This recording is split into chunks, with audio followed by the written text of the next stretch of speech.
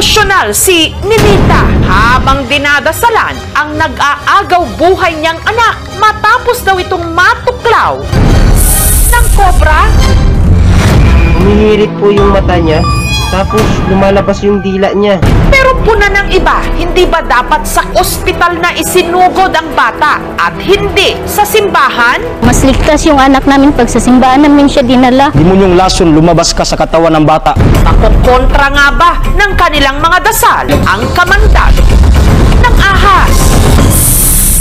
Isang bata ang napaulat na natuklaw ng makamandag na kobra pero himala di umanong nakaligtas ang bata dahil sa pray over.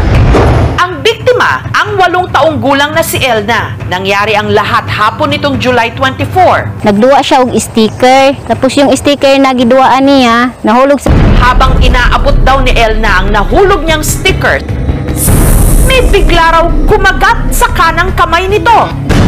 Ilang sandali lang. May reklamo na siya na kung daw siya. Ako gitanaw yung mata na ano nang yung mata ka nang yung action na siya gamay ba. Tapos paghikap na ko init na iyalawas. Parang nahihilo ako nun. Nung pagkagat sa kanya, akala ko tatai lang siya. Tito, Ulit, na paano ka? Tatai ka?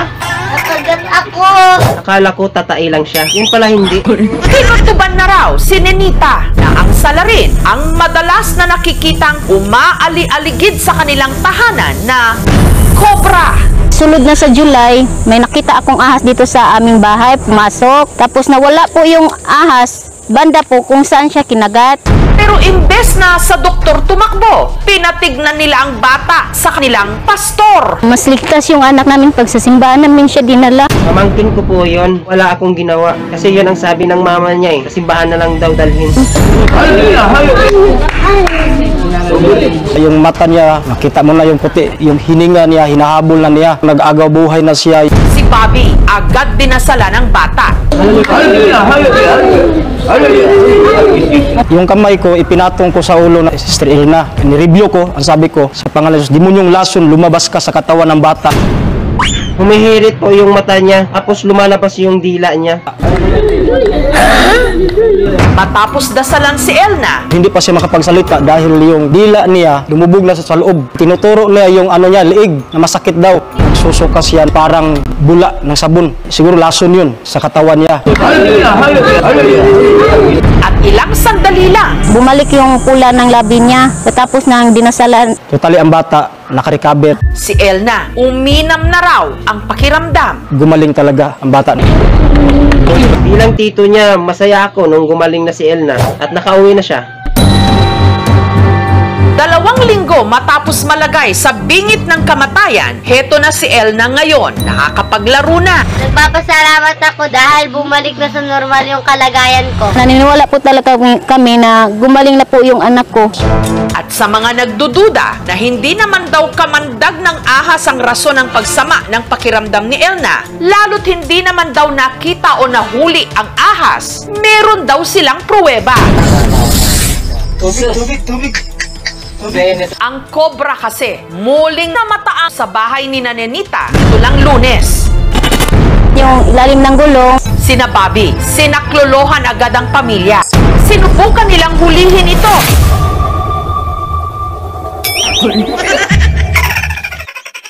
Pero ang ahas, muling nakatakas. Nagtakbuhan kami na parang nakakitang multo.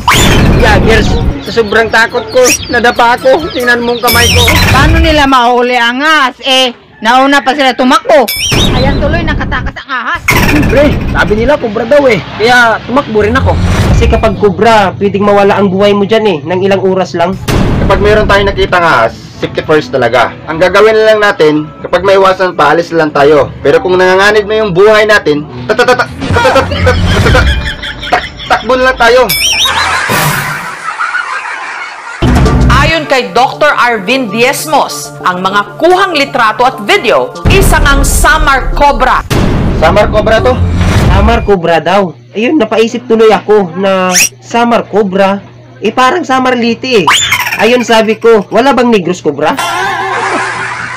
Inalok namin si Nenita na ipakonsulta si Elna sa isang doktor para matiyak na ligtas na ito talaga sa panganib. Pero Hindi na po ako papayag na papuntahin pa sa ospital o i-check up po yung anak ko. Parang hindi na umaasa si tita sa mga hospital kasi mahirap lang ang pera, walang buhay. Ay, baliktad. Mahirap lang ang buhay, walang pera. Yun. Dahil siguro dun narinig ng ahas na mahirap lang ang buhay namin, walang pera. At yun, ginulat kami. Ang ahas, pumasok pala sa...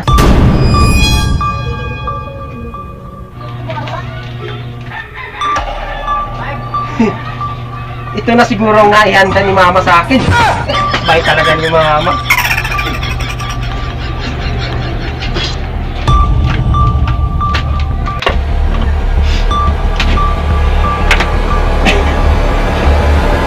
Kaya ako pa.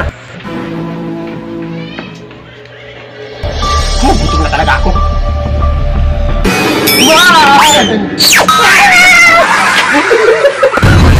sino mang matuklaw ng ahas, talaga namang mapapatawag sa Diyos. Pero itakbo agad muna ang biktima sa pinakamalapit na merong anti-venom. Tandaan, nasa Diyos ang awa, pero nasa tao pa rin ang gawa.